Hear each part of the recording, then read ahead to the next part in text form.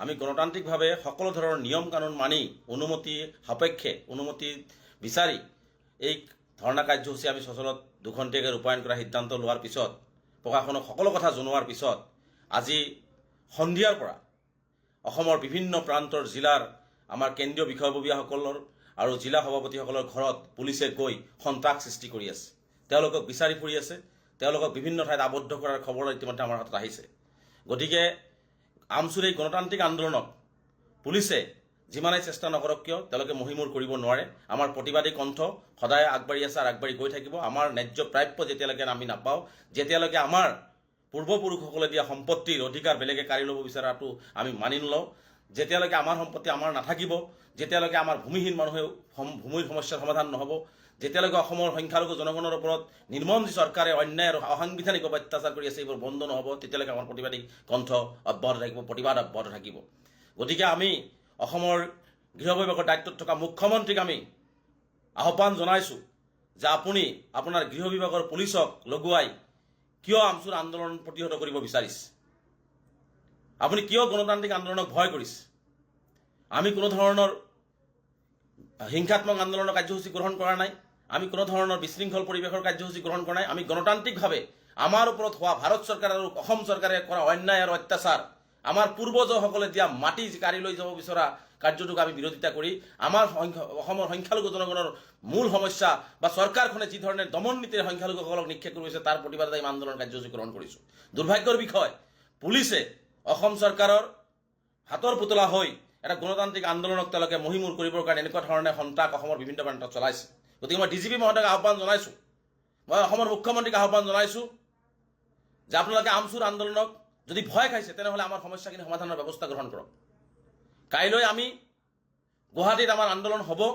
আমি শান্তিপূৰ্ণ গণতান্ত্ৰিকভাৱে সচলত আমাৰ যি কাৰ্যসূচী গ্ৰহণ কৰিছে সেই কাৰ্যসূচী আমি সফলভাৱে ৰূপায়ণৰ কৰিম।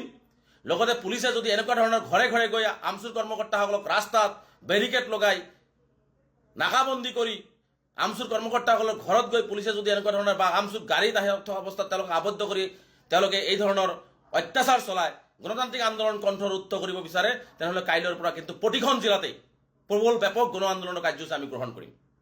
আমি কাইলৈ সদৌ অসম সংখ্যালঘু ছাত্ৰ ইউনিয়নৰ ধৰ্ণা কাৰ্যসূচী আমি ৰূপায়ণ কৰিম।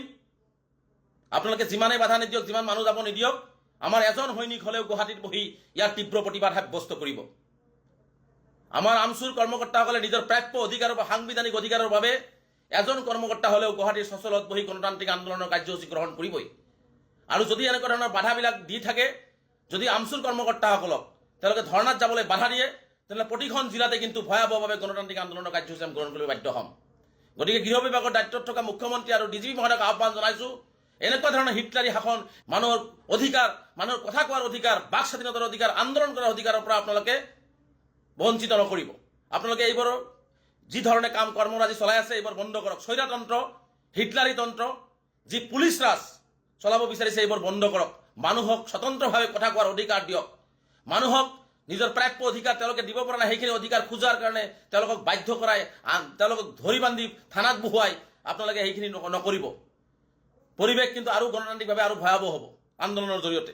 গতিকে মই পুনৰবাৰ স্পষ্টকৈ কৈছোঁ যে সদৌ অসম সংখ্যালঘু ছাত্ৰ ইউনিয়নৰ আন্দোলন কিন্তু যোৱা 5 তাৰিখে আমি ঘোষণা কৰিছোঁ। আৰু ইতিমধ্যে অসম চৰকাৰৰ প্ৰশাসন, অসমৰ পুলিচ বিভাগ সকলোৱে জানে আৰু ইতিমধ্যে আমি লিখিত আকাৰেও জনাই দিছোঁ।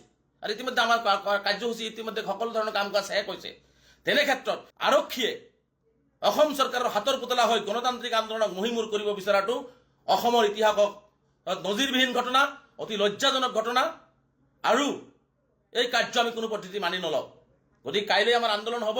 চৰকাৰে যদি বাধা দি যদি তেওঁলোকে আন্দোলন ৰোধ কৰিব বিচাৰিছে, আমাৰ ক'বলগীয়া একো নাই, কিন্তু এই আন্দোলন কিন্তু ভয়াৱহভাৱে প্ৰতিখন জিলাতে আৰম্ভ হ'ব।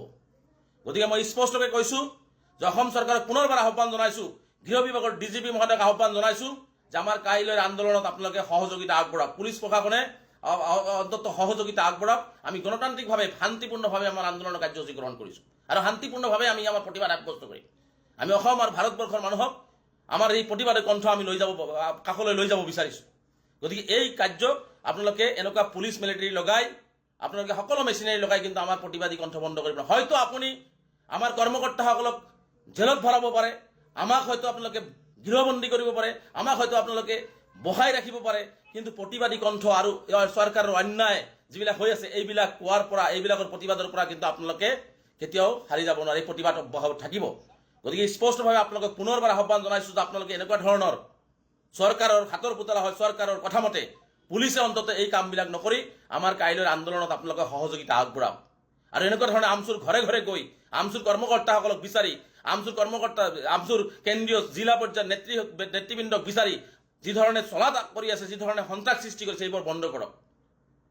গতিকে অহা কাইলৈ আমি আপোনালোকে বাধা দি কি কৰিব? বাধা দি আপোনাৰ কৰ্মীসকলক যাব নিদিব, আমাৰ তাত য'ত ৰাখিব, কাইলৈৰ পৰা সেইখন জিলাতে প্ৰতিবাদ আৰম্ভ হ'ব। গতিকে কাইলৈ আমি অকলে হ'লেও আপোনালোকে যাব, আপোনালোকৰ হাতত সকলো ধৰণৰ ক্ষমতা আছে। আৰু এটা কথা মনত ৰাখিব, ক্ষমতা কিন্তু চিৰস্থায়ী, ৰাজনীতিৰ ক্ষমতা কিন্তু চিৰস্থায়ী নহয়। এই কথাটো অসম চৰকাৰ আৰু গৃহ বিভাগৰ দায়িত্ব থকা বিষয়াসকলে বুজা উচিত। গতিকে আপোনালোকে হয়তো আমাক বাধা দি হয়তো কাইলৈৰ আন্দোলনটো আপোনালোকে বিফল কৰাৰ কাৰণে আপোনালোকে যি ধৰণে কুচক্ৰান্ত আৰম্ভ কৰিছে, সেই কুচক্ৰান্ত অফৰাই কাইলৈ আমি এজন হ'লেও বহি আমি প্ৰতিবাদ আমাৰ সাব্যস্ত কৰিম। আৰু লগতে আপোনালোকে যি ধৰণে কু অভিসন্ধি ৰচনা কৰি অসমৰ বিভিন্ন প্ৰান্তৰ আমচুৰ কৰ্মকৰ্তাসকলক ৰখাই আমাৰ প্ৰতিবাদী যি আন্দোলন, সেই আন্দোলন ৰোধ কৰিব বিচাৰিছে, কাইলৈৰ পৰা কিন্তু জিলাই জিলাই আৰম্ভ হ'ব।